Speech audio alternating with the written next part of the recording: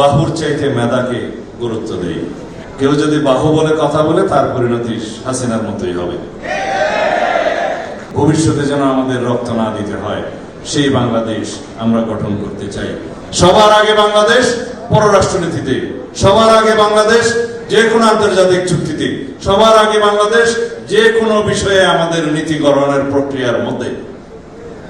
কারণ আমরা যদি আমাদের দেশের স্বার্থকে, জনগণের স্বার্থকে যদি আমরা প্রাধান্য দেই, এক নম্বরে রাখি, তাহলে আমরা জাতি কোনোদিন ভুল পথে পরিচালিত হব না। এই নীতি আমাদের প্রতিষ্ঠা করতেই হবে। এই নীতি প্রতিষ্ঠিত হবে যদি আমাদের সবাই, ছাত্র বন্ধু, যুব সমাজ সবাই যদি আমরা তাত্ত্বিকভাবে সমৃদ্ধ হই, জ্ঞানে গরিমায় সমৃদ্ধ হই, যদি আমরা মেধাবী প্রতিভাবানদের যে নেতৃত্বে নিয়ে আসি, তখনই এই অগ্রযাত্রা আমাদের সম্ভব হবে। সেই জন্য আমি প্রশংসা করি সবসময় আমাদের বিদ্যার্থী শিক্ষার্থী বন্ধুদেরকে। আসুন আমরা বাহুর চাইতে মেধাকে গুরুত্ব দেই। আমরা সব সময় মনে করি যে শক্তির প্রধান উৎস হবে মেধা এবং প্রতিভা। কেউ যদি বাহু বলে কথা বলে তার পরিণতি হাসিনার মতোই হবে।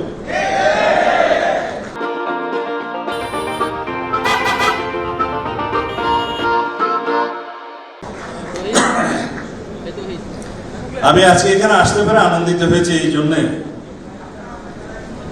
যে এই বাহানায় অন্তত আমি আমার ছাত্র বন্ধুদের, যুব বন্ধুদের, এই যাদেরকে আমি প্রতিভাবান মনে করি তাদেরকে উৎসাহিত করতে পারবো, যারা দেশের জন্য জীবন দিবে, দেশের জন্য ভূমিকা রাখবে, দেশের জন্য তাদের মেধাকে কাজে লাগাবে। আমরা কলম ধরি, আমরা মেধার বিকাশ ঘটাই, আমাদের সমস্ত ছাত্র সংগঠনে মেধাবীদেরকে নেতৃত্ব দেই। আমরা এই জাতির মধ্যে একটা প্রতিযোগিতা করি বাংলাদেশের স্বার্থ রক্ষার জন্য। আমরা যাতে আমাদের মেধাকে ব্যবহার করি, বাংলাদেশের স্বার্থ রক্ষার জন্য আমরা আমাদের কলমকে ব্যবহার করি। আমরা আজকের দিনে যদি বাংলাদেশের রাজনীতি করতে চাই, তাহলে আমাদেরকে প্রযুক্তি নির্ভর এবং জ্ঞান নির্ভর, মেধা নির্ভর রাজনীতি করতে হবে সর্বক্ষেত্রে। আমাদেরকে এই ছাত্র সংগঠনকে সবাইকে একটা জিনিস ভাবতে হবে, যাদেরকে আমরা দেশপ্রেম উদ্বুদ্ধ করব, তাদেরকে যদি আমরা ফ্রম দি ভেরি বিগিনিং অর্গানাইজেশনে যদি আমরা নিয়ে আসতে পারি, তাদেরকে ট্রেনিং দিতে পারি, তাদেরকে দেশপ্রেমের সমস্ত প্রশিক্ষণ আমরা দিতে পারি, তাদের ভূমিকা সম্পর্কে যদি আমরা জানাতে পারি, তাহলে ইনশাআল্লাহ আমরা কামিয়াব হব।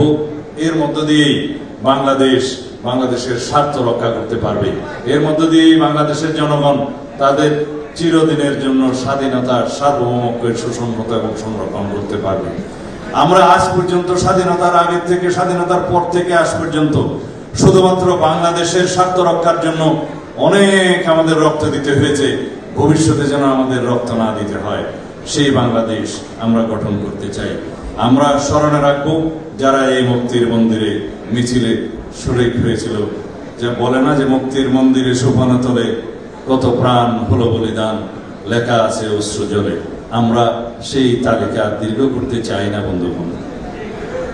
আমরা বাংলাদেশের স্বাধীনতার সার্বভৌমত্ব রক্ষার জন্য, গণতন্ত্র রক্ষার জন্য অবশ্যই জীবন দেব, কিন্তু সেই দিন আমরা দেখতে চাই না। আমরা যদি ঐক্যবদ্ধ থাকি তাহলে বাংলাদেশের স্বাধীনতা অক্ষুণ্ণ থাকবে। আমরা যদি আমাদের মেধার চর্চা করি, আমরা কলম দিয়ে এই দেশের স্বার্থকে রক্ষা করি, আমাদের স্বার্থ অক্ষুণ্ণ থাকবে। আমাদের সেই দিন দেখতে হবে না।